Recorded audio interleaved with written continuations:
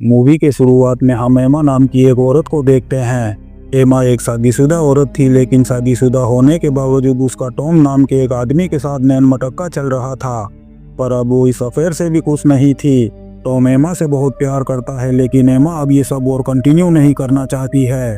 Tom अगले दिन उसे मिलने को बोलता है, लेकिन एमा उसे मना कर देती है क्योंकि दूसरे दिन उसकी मैरिज एनिवर्सरी थी। इसीलिए वो टॉम को सॉरी बोलकर वहाँ से चली जाती है। वहाँ से निकलने के बाद एमा सीधे अपने हस्बैंड के ऑफिस जाती है। उसका हस्बैंड एक लॉयर था। यहाँ डेस्क पर उसी की फाइल रखी हुई थी। एक्चुअली शादी से पहले एमा एक फोटोग्राफर थी और कुछ टाइम पहले बॉबी नाम के एक चोर ने उस पर अटैक किया था, लेकिन उसने उस चोर की आंख में चाबी घुसाकर वहाँ से भाग गई थी। और एमा का केस मार्क ने लड़ा था और तब से मार्क उसका हस्बैंड है। इस केस के चलते बॉबी को 10 साल की सजा सुनाई गई थी, लेकिन अब वो रिहा होने वाला है। फिर हम देखते हैं कि मार्क और एमा लिफ्ट में ऊपर जा रहे थे। तभी टॉम भी उस लिफ्ट में चढ़ता है। मार्क टॉम का बॉस था और वो दोनों मार्क के सामने ऐसा बिहेव कर रहे थे कि शायद वो लोग एक दूसरे को जानते ही नहीं। फिर दोनों डिनर करने रेस्टोरेंट आते हैं। वहाँ मार्क एमा को एक नेकलेस गिफ्ट करता है, लेकिन मार्क उसे कहता है कि बड़ा सरप्राइज अभी बाकी है। मार्क एमा को अपने लेक हाउस पर ले आता है। वहाँ पर पूरे घर को डेकोरेट किया गया था। वहाँ पर उन दोनों के बिताए हुए कुछ बेस्ट मोमेंट की फोटोज भी थी। तब मार्क एमा से कहता है कि उनके बीच का रिश्ता कुछ ज्यादा बेहतर नहीं चल रहा। इसीलिए वो एमा से माफी मांगता है और कहता है कि मैंने बहुत कुछ सहा है, लेकिन मैं फिर भी एक अच्छा पति नहीं बन सका। अगली सुबह एमा सोकर उठती है तो मार्क उसके बाजू में बैठा था। एमा गौर करती है तो उसके हाथों में हथकड़ी लगी हुई थी। वो मार्क से पूछती है कि ये सब क्या है, तो मार्क उसे बताता है कि अब तुम असलियत का सामना करो। इससे पहले एमा कुछ समझ पाती, मार्क अपने आप को शूट कर देता है। वो मर चुका था, लेकिन हथकड़ी की दूसरी कड़ी एमा के हाथों में लगी हुई थी। एमा का चेहरा मार्क के खून से भर चुका था। एमा हथकड़ी निकालने की बहुत कोशिश करती है, लेकिन हथकड़ी नहीं निकलती। यहाँ पर हमें पता चलता है कि मार्क को सब पता चल चुका था कि एमा उसके साथ चीट कर रही थी। वो ये सब बर्दाश्त नहीं कर सका और इसीलिए उसने सुसाइड कर लिया। लेकिन वो एमा को सबक सिखाना चाहता था, इसीलिए वो उसको मेन शहर से इतने दूर लेक हाउस में ले आया था। कुछ देर सोचने के बाद एमा फोन से मदद मांगने की कोशिश करती है, लेकिन फोन ऑफ हो गया था। वो मार्क की गन उठाकर फायर करती है, लेकिन उसमें गोली नहीं होती है। एमा मार्क की लाश को घसीटते हुए दूसरे रूम में ले आती है। वो अपने कपड़े चेंज करना चाहती थी, लेकिन ड्रेयर में उसकी शादी की ड्रेस के अलावा और कुछ भी नहीं था। वो उस गाउन को हटाती है तो उसके पीछे उसे एक तिजोरी दिखाई देती है। एमा गाउन की मदद से मार्क की लाश को गिरते हुए सीढ़ी से नीचे ले आती है। वो मार्क की शर्ट को उतार कर पहन लेती है क्योंकि बाहर बहुत ही ज्यादा सर्दी होती है। वो दरवाजे पर खड़ी होकर जोर जोर से चिल्लाती है, मगर उसकी मदद करने वाला यहाँ दूर दूर तक कोई नहीं था। एमा अपने फोन को ढूंढ रही थी, तभी उसकी नज़र फ्लावर ग्लास में पड़ती है। यहाँ मार्क ने उसका मोबाइल भी पानी में डुबाकर खराब कर दिया था।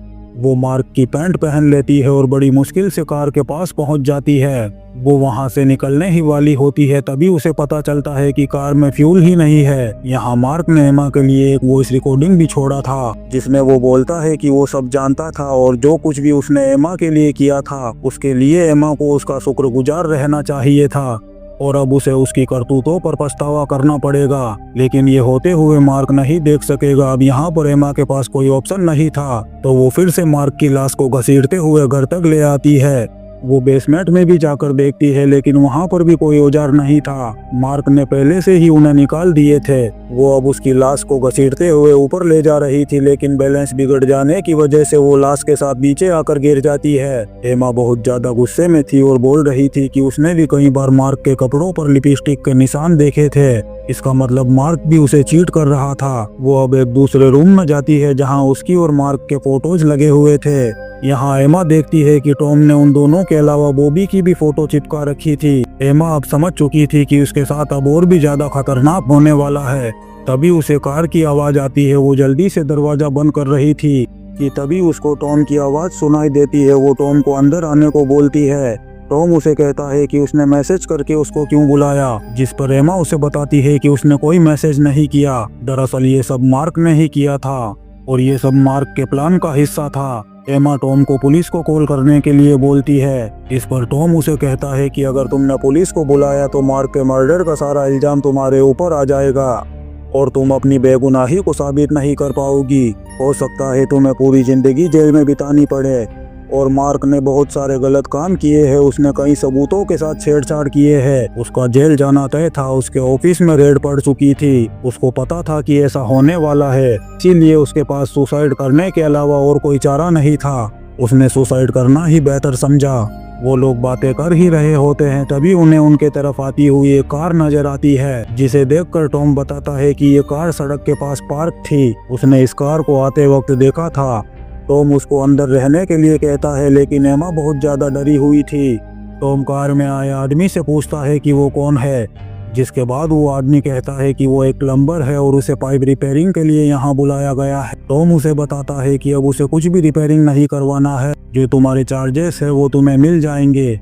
लेकिन अब वो आदमी बोलता है कि क्या मैं आपका टॉयलेट यूज कर सकता हूँ। वो बताता है कि वो बहुत दूर से ट्रेवल करके आया है, लेकिन टॉम उसको मना कर देता है। उस कार में एक और आदमी था और वो आदमी कार से उतरकर टॉम के पास आता है। इससे पहले टॉम कुछ समझ पाता, वो आदमी उसके पेट में चाकू घुसाकर उसका काम तमाम कर देता है। एमा ये सब सुन रही थी। ये सब देखकर उसके इंडिकेटर लग जाते हैं। वो दो आदमी भी अब घर में घुस चुके थे। वो आदमी और कोई नहीं बल्कि बॉबी था, जिसको एमा ने जेल में बंद करवाया था। एमा उसको देखकर परेशान हो जाती है। दरअसल मार्क ने इसी वजह से बॉबी को छुड़वाया था, ताकि वो एमा और टॉम को मार सके। उसका इनाम तिजोरी में रखे हुए डायमंड थे। अब ये लोग घर में तिजोरी तलाश करने लगते हैं। इसी बीच एमा बड़ी मुश्किल से एक शेड के पास पहुंच गई थी, जिसमें एक बोट थी। उसको वहां बोट का एंकर मिला, जिससे वो मार्क के हाथ को तोड़कर हथकड़ी निकालने की कोशिश करती है। लेकिन तभी बॉबी का फ्रेंड जिमी वहां पहुंच जाता है और मार्क की लाश को देखकर उसके इंडिकेटर लग जाते हैं और वो बॉबी को वहां बुला कर लाता है। लेकिन तब तक एमा वहां से निकल चुकी थी। बॉबी मार्क को देखकर समझ जाता है कि उसी ने उन लोगों को हायर किया था, लेकिन अब वो मर चुका था। जिमी बॉबी को बोलता है कि डायमंड लेके यहाँ से निकलते हैं, पर बॉबी के दिमाग में कुछ और ही चल रहा था। लेकिन उन लोगों को एमा को ढूंढना बहुत जरूरी था, क्योंकि तिजोरी खोलने का कोड अब सिर्फ एमा को ही मालूम था। एमा चुपके से सारी बातें सुन रही थी। वो लोग उसको ढूंढने के लिए निकल जाते हैं। एमा अपने पैरों को कवर करती है, तभी उसको वहां पर इमरजेंसी फ्यूल का टैंक भी मिल जाता है। जिम्मी तिजोरी को देखकर बोलता है कि ये लोग बहुत हाईटेक है। इसे खोलने के लिए पासवर्ड ही नहीं बल्कि फिंगरप्रिंट की भी जरूरत है, जिस वजह से वो दोनों अपने अपने काम आपस में बांट लेते हैं। जिसमें जिमी मार्क की लाश लेने जाता है और बॉबी एमा को ढूंढने निकल जाता है। वहीं दूसरी तरफ एमा फ्यूल टैंक को कार के पास लाकर फ्यूल रिफिल कर रही थी, लेकिन इस काम के दौरान होने वाली आवाजें बॉबी को सुनाई देती है और वो भी उस कार के पास पहुंच जाता है। एमा बॉबी को देखकर कार के पीछे छुप जाती है और फिर तभी बॉबी कार के टायर को पंचर कर देता है। एमा किसी तरीके से निकलकर वहां से बेसमेंट में चली जाती है, लेकिन बॉबी की नजर यहाँ पर भी पड़ जाती है। वो एमा को ढूंढते हुए बेसमेंट तक पहुंच जाता है। एमा के पास कुछ सोचने का भी मौका नहीं होता है। वो सीढ़ियों से ऊपर की तरफ जाती है, लेकिन ऊपर जिमी था और अब उसके पास छुपने की और कोई जगह नहीं थी। वो बॉबी को सीढ़ियों से ऊपर आते हुए देखती है, तभी उसके दिमाग में एक आइडिया आता है। वो बाहर खड़ी कार का अलार्म चालू कर देती है, जिससे बॉबी और जिमी यहाँ से चले जाते हैं। अब उसे मार्क के कपड़े और जूते पहनने का मौका मिल जाता है। वो बॉबी के ऊपर एक गोल्फ स्टिक से अटैक करती है। अटैक इतना भयंकर था कि वो लकड़ी का फर्श तोड़ते हुए नीचे गिर जाता है और बेहोश हो जाता है। अब जिमी जो बॉबी को देखने के लिए वहां आता है, वो भी एमा के वार से नहीं बच पाता। अब जल्दी से एमा जाकर कार में बैठती है और वो जैसे ही कार को स्टार्ट करने लगती है, बॉबी वहां पहुंचकर उसे कार से बाहर खींच लेता है। वो एमा को मारकर बेहोश कर देता है। जब एमा को होश आता है, वो खुद को एक बार फिर मार्क की बॉडी से बंधा हुआ पाती है। बॉबी उसके पास आता है और उसे पीटने लगता है, लेकिन जिमी बॉबी को मार्क की बंदूक दिखाकर उसे एमा से दूर कर देता है। इन दोनों को पता ही नहीं था कि ये बंदूक तो खाली है। ये बेचारे गन उठाकर ऐसे ही खुश हो रहे थे। अब इस रहम के बदले एमा जिमी को पासवर्ड बता देती है। बॉबी पासवर्ड डालता है और मार्क की बॉडी को खींचकर उसका फिंगरप्रिंट तिजोरी पर लगा देता है, लेकिन तिजोरी के अंदर कोई डायमंड नहीं थे। वहाँ टाई फिश हो जाती है। उसके अंदर एक आरी थी जिसमें लिखा हुआ था कि डायमंड एमा के नेकलेस के अंदर है। दरअसल मार्क ने एमा को एक ऐसा खास नेकलेस पहनाया था जिसे एक बार पहनने के बाद खोला नहीं जा सकता था। बॉबी फौरन समझ जाता है कि मार्क ने तिजोरी में आरी किस मकसद से रखी थी, लेकिन जिमी जो एमा को जान से मारने के खिलाफ था, वो एमा के नेकलेस को काटने की कोशिश करता है, लेकिन बॉबी उसे बंदूक के बट से मारकर गिरा देता है।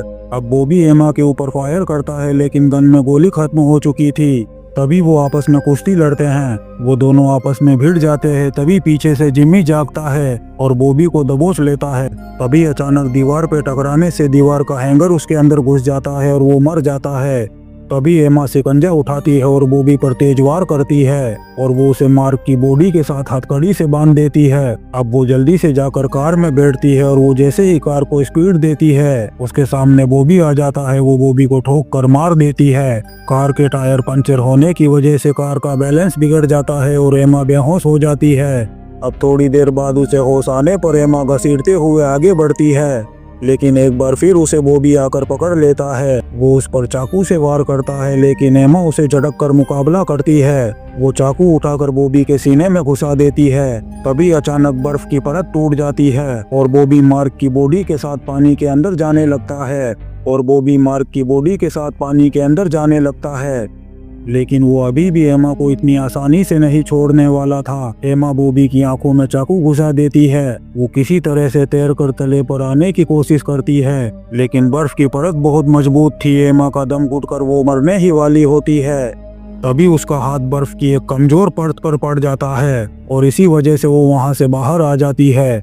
बाहर आते ही वो अपना वेडिंग रिंग उतार कर फेंक देती है और इसी सीन के साथ ये शानदार मूवी खत्म होती है। दोस्तों, हम आपके लिए ऐसी ही इंटरेस्टिंग मूवी एक्सप्लेन करते रहेंगे, तो आप चैनल को सब्सक्राइब जरूर करें। Thank you.